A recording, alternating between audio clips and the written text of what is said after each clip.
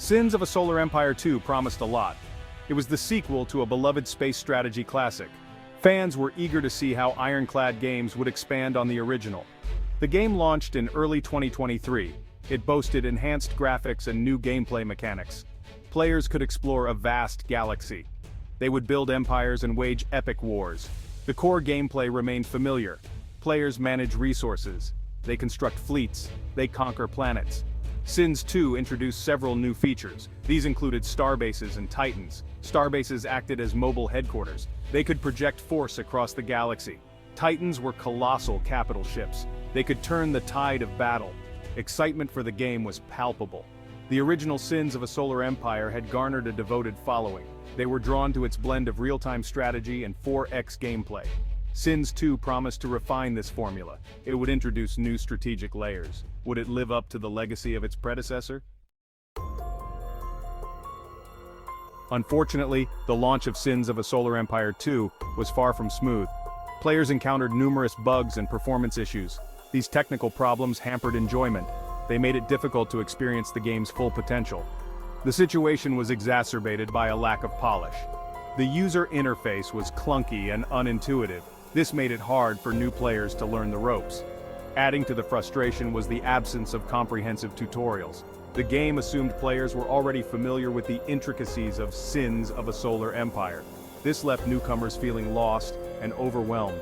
Veterans also struggled with the new mechanics. They lacked clear explanations. The community quickly voiced their concerns. They hoped for swift action from the developers. The lack of tutorials was a major oversight. It hindered the accessibility of the game. Ironclad Games was relatively quick to respond. They acknowledged the issues. They promised to address them. However, the initial damage was done. The negative first impression lingered. It tarnished the reputation of what could have been a great game. Comparing Sins of a Solar Empire 2 to its predecessor reveals both progress and regression. Graphically, the sequel is a major step up. The visuals are stunning. They bring the vastness of space to life.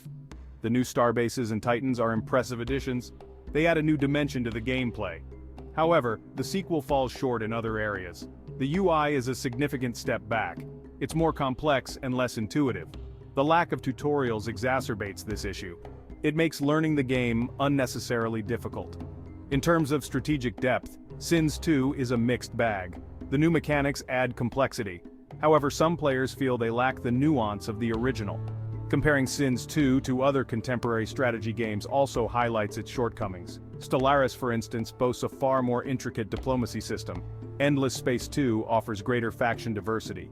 These games have also benefited from years of updates and expansions. They have addressed many of the issues that still plague Sins 2. Despite its rocky launch, Sins of a Solar Empire 2 still holds a great deal of potential. Ironclad Games has been actively working on patches and updates. They aim to address the technical issues and improve the UI. With continued support, the game could eventually realize its ambition. It could become a worthy successor to the original Sins of a Solar Empire. What could Ironclad Games do to improve the game? Firstly, they need to prioritize UI improvements. The UI should be streamlined and made more user-friendly. Secondly, they need to create comprehensive tutorials. These tutorials should cover all aspects of the game. They should cater to both new and experienced players.